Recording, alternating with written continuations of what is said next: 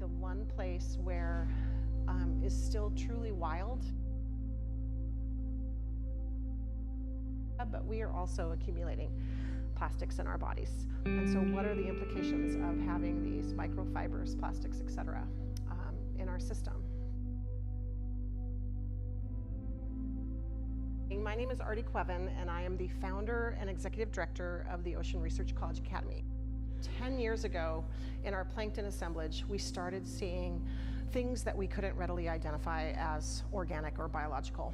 And they were often long threads of fiber, and often blue and red, which are pretty unusual colors in our plankton assemblage.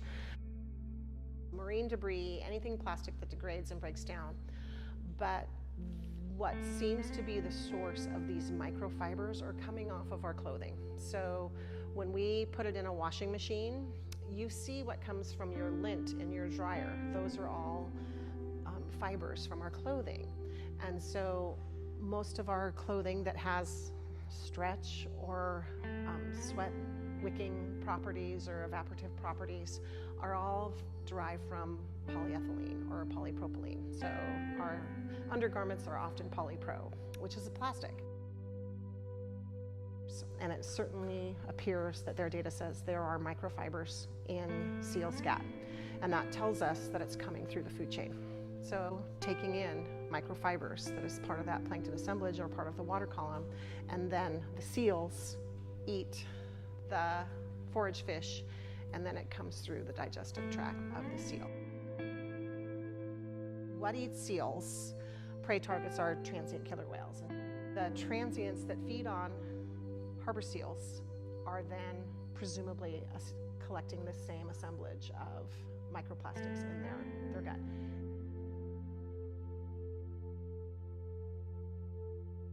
My name is Robert Beck, and I am a Master's of Science student pursuing a degree in the Marine and Estuarine Science program under Huxley.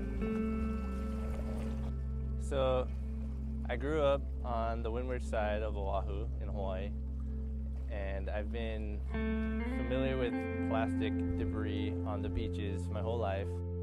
Yeah, filter feeders definitely. You know, they're pretty indiscriminate on what they eat. They've evolved to eat whatever's in the water column, and they haven't evolved to eat plastics.